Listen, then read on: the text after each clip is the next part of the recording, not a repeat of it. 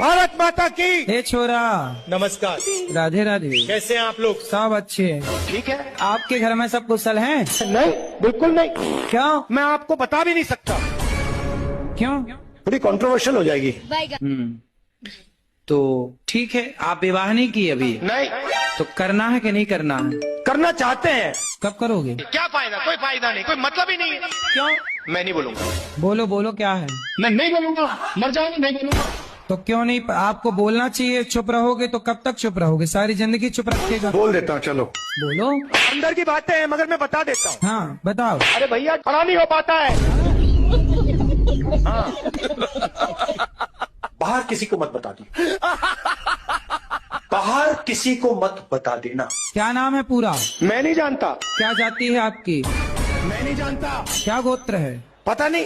तुम्हें कुछ नहीं पता? नहीं। कितनी उम्र हो गई आपकी? 72।